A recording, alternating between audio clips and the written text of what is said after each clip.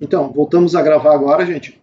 Rapidamente, tá? Esse vídeo vai ser bem curto, que é sobre o Laboratório 2. Tá? Então, o que é o Laboratório 2? Tá? Aproveitem para quem não assistiu ainda, assista a parte 2 da aula 5. Tá? O Laboratório 2, vocês têm que fazer um multiplexador 2:1. Então, vocês recebem duas entradas e escolhem qual dessas entradas passa adiante. Portanto, vocês vão ter um sinal de seleção, tá? E tem que ser implementado o MUX. E aí, claro, na hora de mostrar que ele funciona, vocês troquem a seleção, coloquem valores diferentes para A e B e mostrem quem que está passando, tá? Qual é a única coisa importante com relação ao multiplexador? Apesar de ser um multiplexador 2:1, tá? As entradas dele, A e B, são de 8 bits.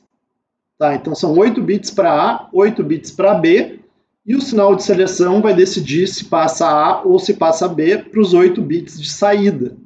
Tá? Já o decodificador é um decodificador de 4:16. Tá?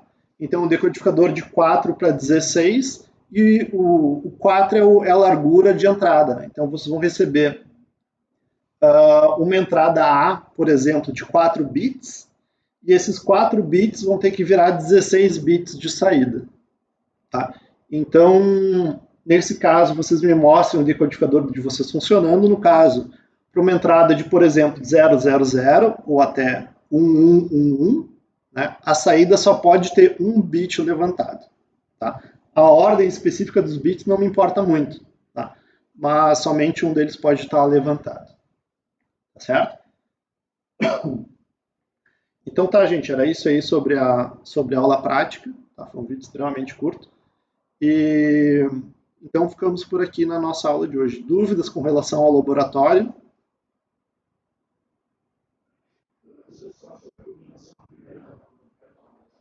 Sim.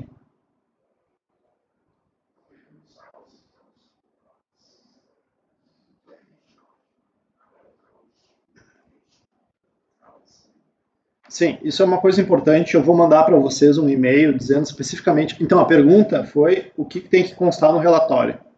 O formato do relatório, para mim, é irrelevante. Tá? Mas o que eu quero enxergar no relatório? Eu quero ver o circuito.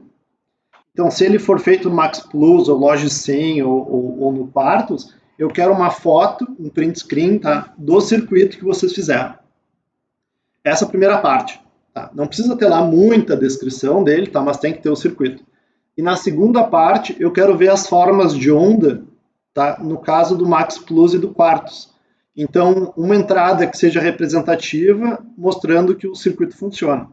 Tá? Se for no Logicem, o Logicem é um pouquinho mais chato, então é meio que de apertar botões. Tá? Então, eventualmente, pode ser um vídeo mesmo, gravado no YouTube aí. Vocês podem compartilhar comigo o link, ou submeter mesmo o link ali, mostrando, clicando nos botões e mostrando que o circuito de vocês funciona. Certo? E claro, né, o nome e o cartão de vocês é interessante também.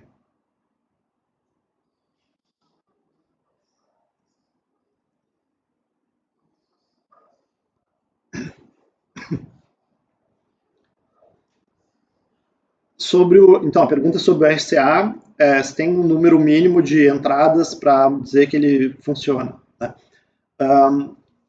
Por regra geral, assim, de maneira exaustiva, não tem como fazer isso. Tá? Mas então, por exemplo, no caso do RCA, vocês vão somar dois vetores, né, e a saída vai ser um vetor resultante e o carry out.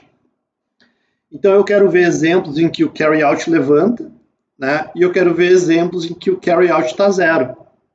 E para esses dois casos, o A mais B tem que estar somando corretamente. Né?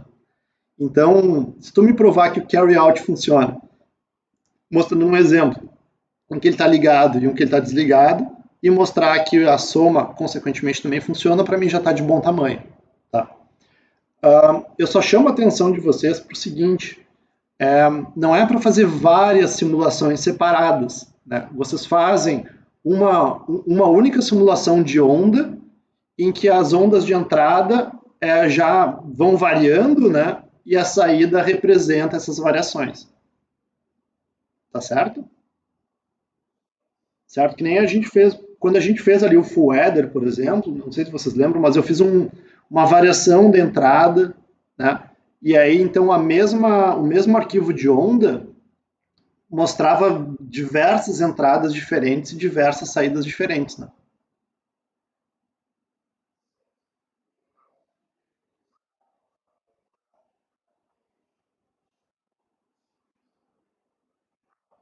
Sim, então a pergunta no caso do hierárquico, né? Sim, o hierárquico vocês têm que mostrar fotos de tudo que vocês colocaram no hierárquico, né? Desde o menor bloco até o maior. Tá? A única coisa é que a simulação, vocês não precisam mostrar a simulação de tudo, né? Pode ser só a simulação do final, ela já me serve. Tá?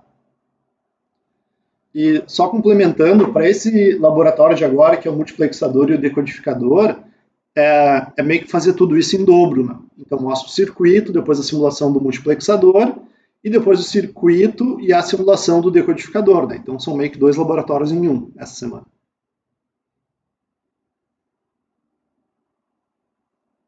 Mais alguma dúvida, pessoal? Tá. Então, vou fechar a gravação.